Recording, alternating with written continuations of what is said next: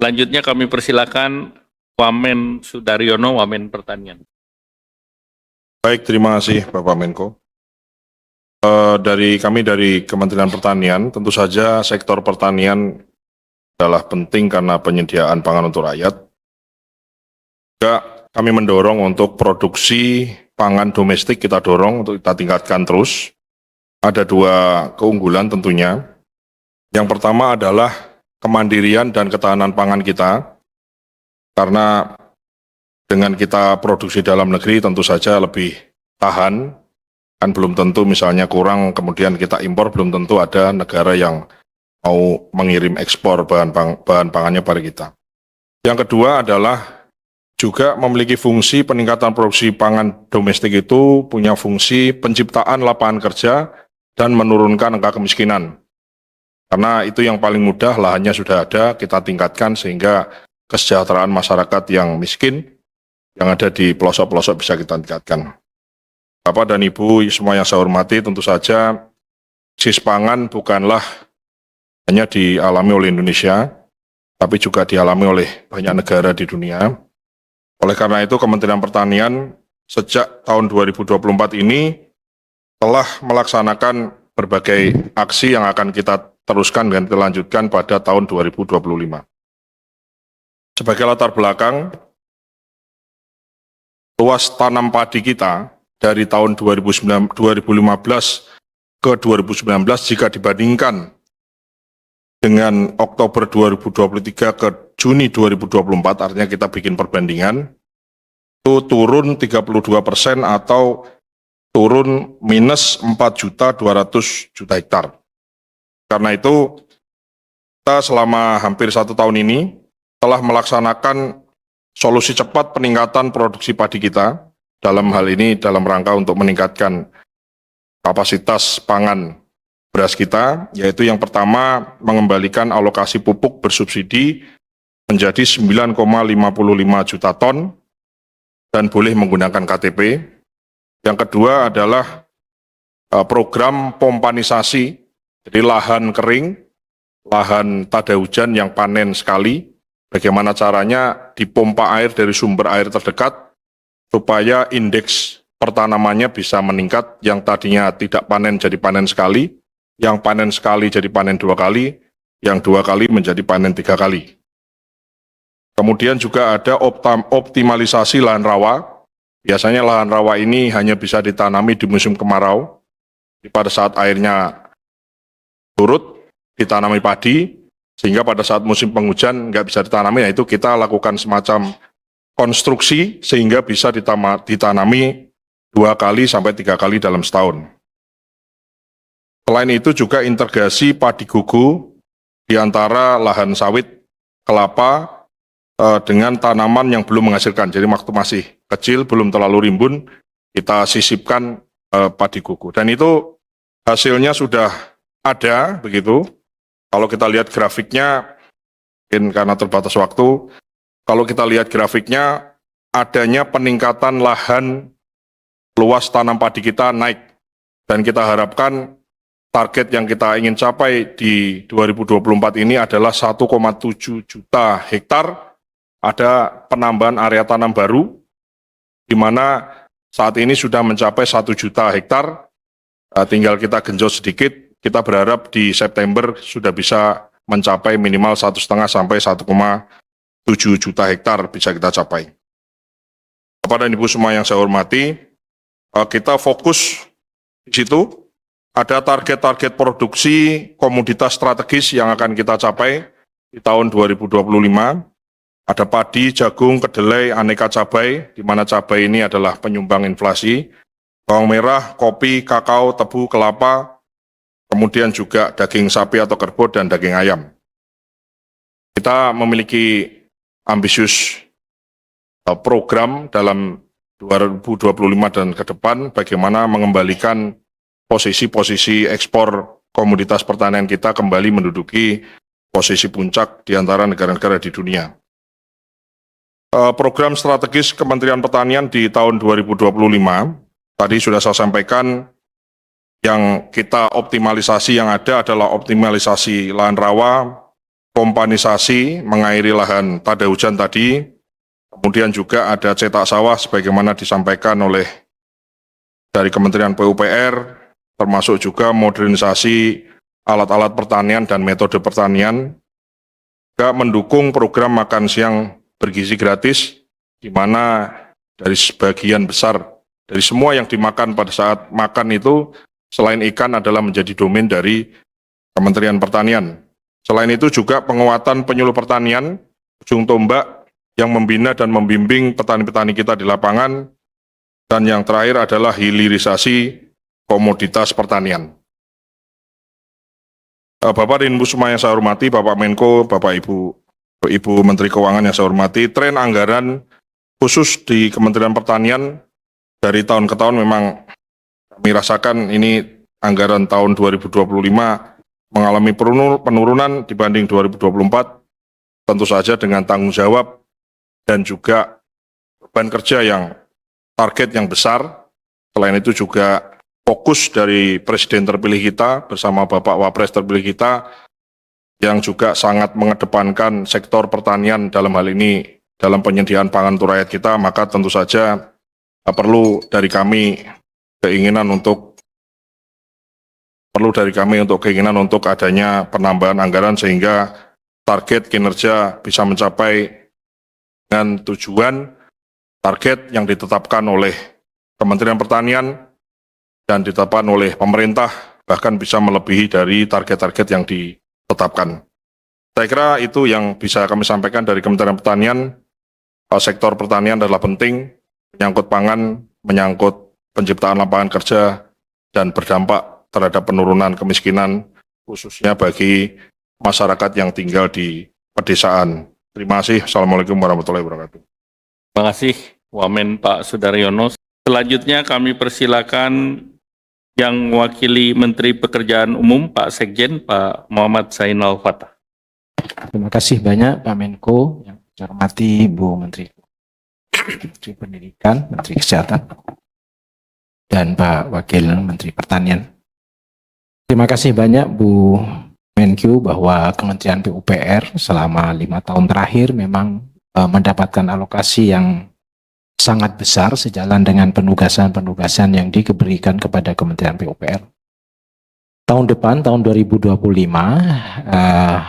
Kementerian PUPR telah dialokasikan sebesar 75,63 triliun.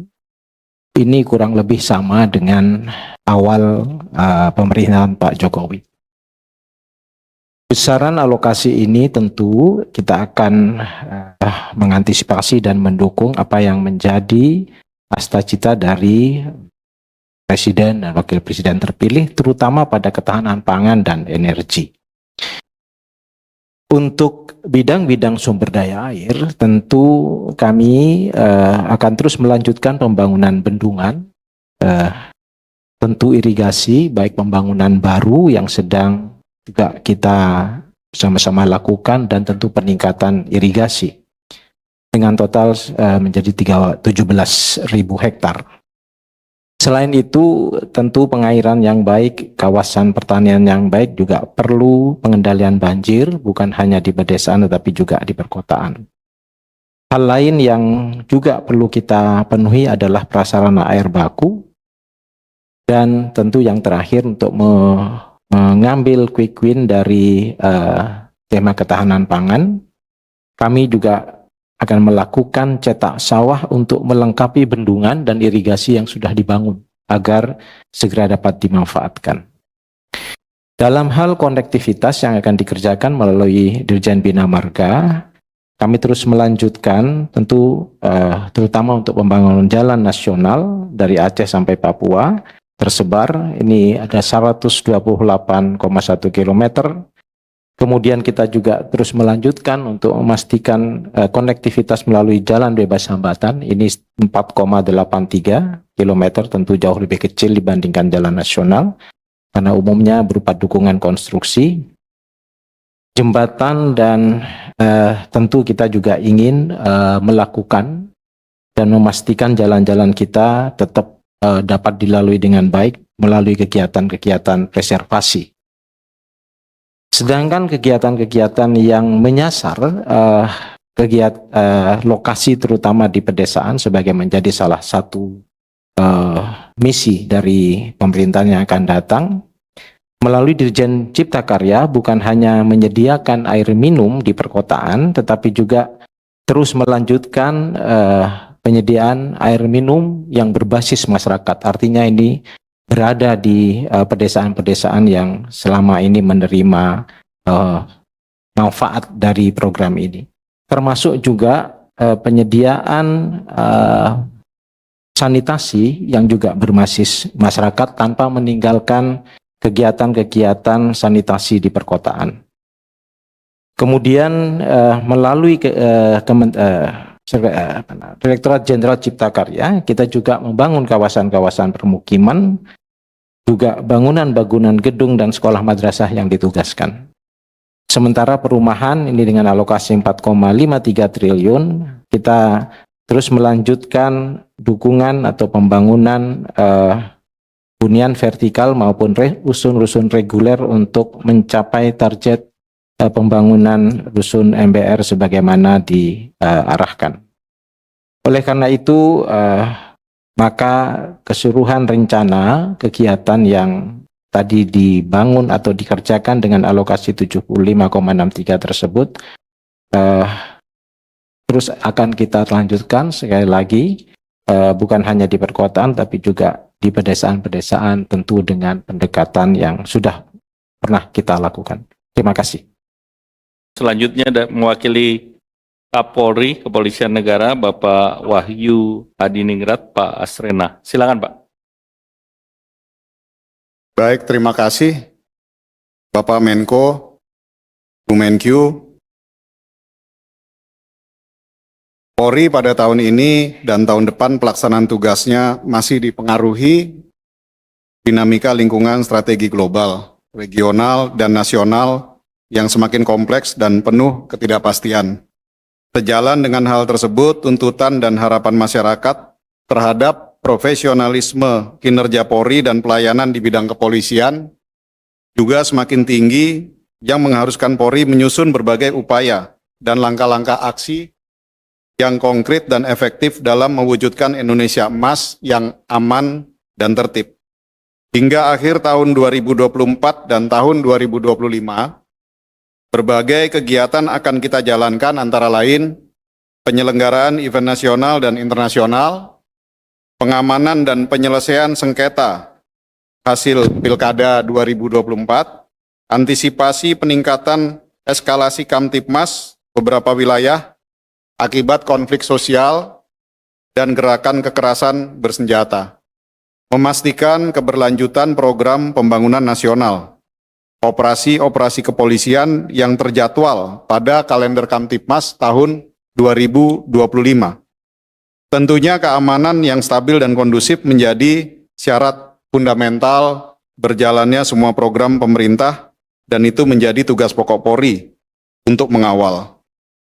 Sehingga Polri membagi menjadi 6 sasaran prioritas, yakni pertama, memelihara Kamtipmas secara proaktif. 2, mewujudkan kualitas pelayanan publik Polri yang inovasi dan berbasis digital. Ketiga, menegakkan hukum secara adil, transparan, legal, humanis, dan setara. 4, mewujudkan pengelolaan SDM yang modern dan transparan, serta pembangunan kapasitas SDM yang cerdas, berintegritas, dan profesional. Kelima, mengembangkan Almatsus, perbekalan dan fasilitas konstruksi Polri yang modern. Keenam, meningkatkan budaya integritas, kejujuran, dan kehormatan pada setiap pelaksanaan tugas kepolisian. Bapak dan Ibu sekalian, pertanggal 19 Juli 2024, penetapan pagu anggaran Polri tahun anggaran 2025 sebesar 126 triliun rupiah. Secara umum telah disampaikan oleh Kementerian Keuangan Republik Indonesia. Tentunya kami mengucapkan terima kasih karena jumlah tersebut mengalami kenaikan sebesar 7,34% dibanding dengan alokasi anggaran Polri tahun anggaran 2024. Untuk itu, kami akan menjabarkan ke dalam 5 program yang harus dilaksanakan, yaitu program profesionalisme SDM Polri, 2 program penyelidikan dan penyidikan tindak pidana, 3 program modernisasi Almatsus dan sarana prasarana Polri, 4 program Harkam Tipmas, 5 program dukungan manajemen. Tentunya seluruh anggaran tersebut akan kami optimalkan untuk mengawal seluruh program pemerintah dan memberikan pelayanan terbaik bagi masyarakat. Demikian yang dapat saya sampaikan. Terima kasih. Terima kasih Pak Asrena, Pak Wahyu Hadiningrat. Oleh karena itu kami persilakan Bapak Menteri Bappenas, Pak Soeharto, 5 menit. 2 menit. Baik, terima kasih. Assalamualaikum warahmatullahi wabarakatuh. Pertama tadi mengenai jumlah penduduk miskin Maret 2024 catat 25,22 0,68 juta dibandingkan Maret 2023. Dari sisi persentase turun 0,33.